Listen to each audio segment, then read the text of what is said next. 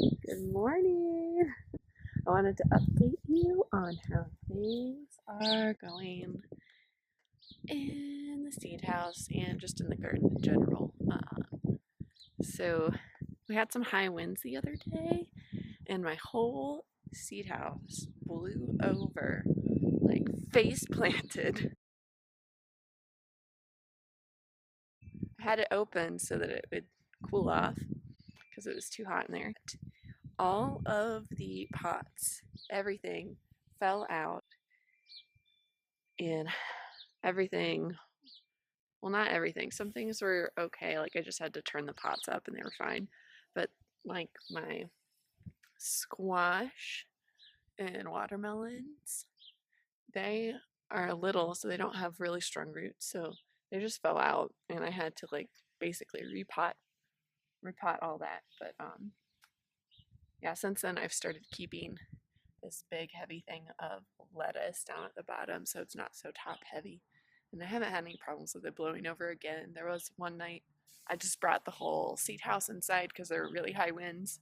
It was like 2 in the morning and I heard how hard the wind was blowing and we brought it inside.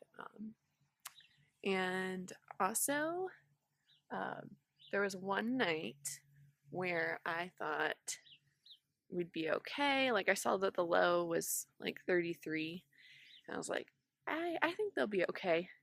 But it actually got down to 28 in the seed house.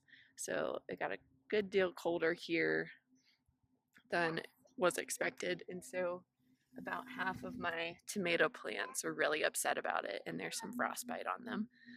But I started more tomatoes than I actually have room for in the beds. So, if they recover, maybe I'll plant them, but if they don't, it's not the end of the world. It's kind of like extras I was hoping to maybe give to a friend, but like I'll show you the frostbitten one. This one's really frostbitten. Get really purple around the edges of the leaf. There's a couple others that might even be worse than that one. So I learned my lesson. I've been bringing them in every night. It's even getting close to 32. So yeah, I'm not leaving these guys out at night very often. We just had a little bit of a cold spell the end of April, nearly May now. It happens. It's Colorado. You just don't know what's going to happen. But then some of them didn't seem to be bothered at all, which was really interesting.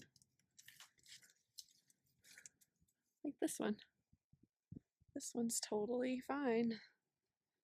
What kind is this one? Oh, yeah, so I've been having problems knowing what I planted because if I didn't use blue ink, the label wore off. It'll be a surprise later in the season. Yeah, so the plants that I can read the label of, they are the ones that I planted when the moon wasn't favorable for planting. If you want to learn more about that, you can read about biodynamics. And yeah, okay, anyway, so this one is one of the ones that survived, and it is Gold Rush Currant. And Gold Rush Currant is like a more wild type of tomato. So I wonder if that could be why it didn't get that damaged. I might have some like nutrient issues going on with it because, yeah, I think it's pretty root bound at this point. So hoping to get these guys in the ground as soon as I know the chance of frost is pretty much gone. So, probably about 2 more weeks. Alright. So lately I've been keeping the seed house halfway zipped because I've got my hot loving plants up here and my plants that kind of like cooler weather herbs and lettuce down here. Alright, so these are the tomatoes, peppers, squash, cucurbits. Yeah. Alright. And then when my seed house face planted, some of the onions toppled out, so I decided to go ahead and plant them. I'm planting onions, I think, way later than you're supposed to in general, but I wanted to show you. I feel like I remember planting onions in February or January when I lived on a farm.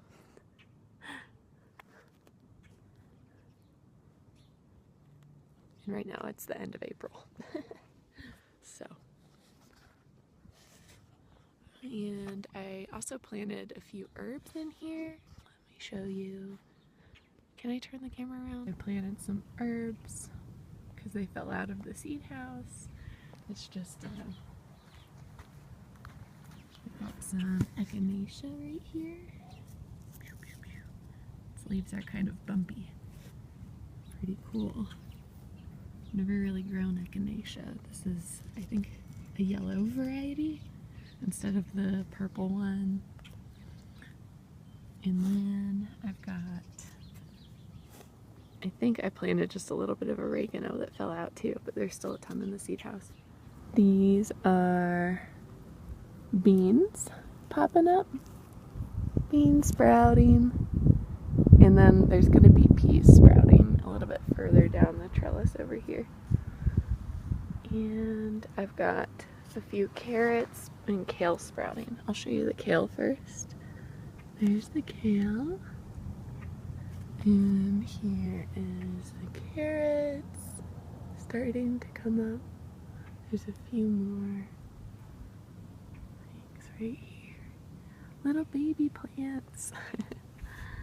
So yeah, this is exciting. There will be more to come. So I've been adding coffee grounds every time I come out here and trying to remember to compost. Got to get my composting game up. Got a little pile started back there, over there. And what I'm gonna do now is harvest some lilacs because I want to make a bouquet for my friend. All right. That smells so good. But these ones are the kind that I had in my backyard as a kid. I think they're called white lilacs, maybe. And the smell is just so divine. It's incredible. Oh, I love it. All right, bouquet time.